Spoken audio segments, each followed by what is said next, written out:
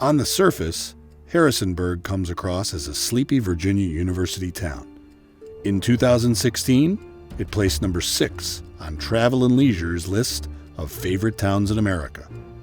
But Harrisonburg has a dark side. This morning, officers with HPD responded to 673 North Main Street here in Harrisonburg for a stabbing that had just occurred. On location, they were able to detain one male. He is at the police department being interviewed at this time. There is also one male inside the building who has been declared deceased by local rescue squad and fire department members. Once deemed the meth capital of the East Coast by Attorney General Janet Reno, Harrisonburg has seen its share of drug-related violence and murder. Longtime resident Chris Wilmore has lost many friends to these plagues. This is my neighborhood, Washington Street, here in Harrisonburg. As you can see by the police activity in the background and the yellow tape, we had a killing here today. We believe that it was just a petty dispute that got out of control, and one man lost his life. Another man's going to go to jail for a very long time. This happens too often for a city this size. It should not be happening. I should not know multiple people that have been murdered, yet I do. After his close friend Tremont Turner was shot dead on Christmas Eve 2013, Wilmore began fighting back against violence in a very unconventional way. In the days after Turner's murder, Chris heard about another conflict that was about to get out of control. He made contact with the two individuals and convinced them to settle it like men in his backyard. No weapons, just bare fists, and Chris as the referee. The conflict was resolved without anyone dying, the word spread, and soon more people wanted to settle their beefs in what soon became known as Satan's backyard. And just like that, the underground fight club, Street Beefs, was born. The way these disputes usually work is people will reach out to me, usually through social media such as Facebook and YouTube, but sometimes I'll even get a text if they have my number or a phone call. They'll tell me that they have a dispute they want to solve. I'll tell them the next available date and they'll agree that they're coming out. Most times I won't even know what the dispute's about until fight day, and then they'll go into the details, etc. And sometimes never, because some of these disputes are over illegal activity and these guys and gals don't want anybody to know what they're fighting over. Much rather settle something in the yard than do it in the streets. Big believer in that.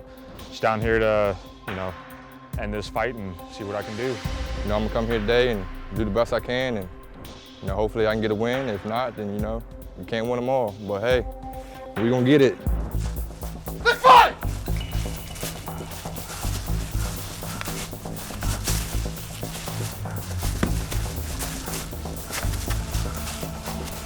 In Street Beefs, there are only a few rules. 2 fighters in a one-on-one battle. 3 rounds maximum. No weapons, no biting, no eye gouging, no groin hits, no throat chops. Hey, let them rock.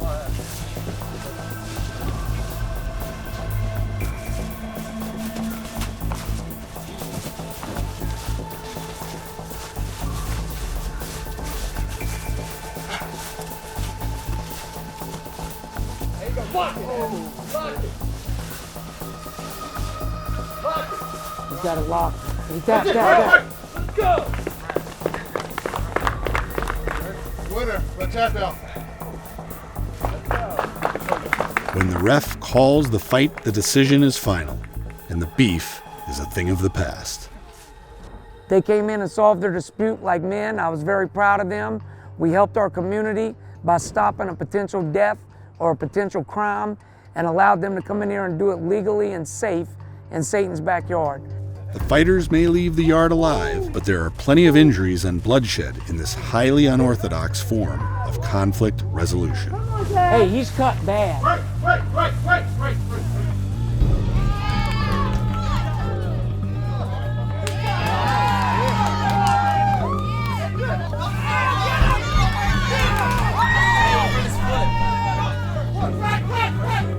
So we just seen a lot of blood.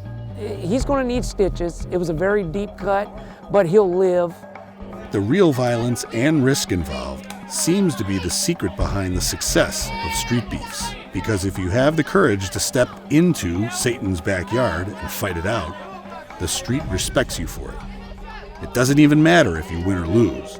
Your street cred is kept intact and you avoid going to jail, which is often the end result when conflicts are settled elsewhere. Went to penitentiary for 16 years. I've been in this gang life for a long time. You know what I mean? I'm GD folk. Trying to step away from that stuff. You know what I mean? I'm 38 years old now. You know what I mean? I got kids and, you know, wife and all that stuff. So trying to just back out of that stuff, man. Try to do it this way instead of taking it to the street or instead of getting the homies out here involved. You know what I mean? You know, it's always gonna be part of me. You know what I mean? It made me who I am today. You know what I'm saying? But no matter what goes on out here, it ain't nothing like what goes behind that fence. You know what I mean? So I'd rather do it like this than to have to go back behind that fence for doing something to somebody out here. You feel me? I set street beefs up because I want people to come to me to talk, or at the very worst, put the gloves on and fight. I've said this, a black eye beats a bullet any day.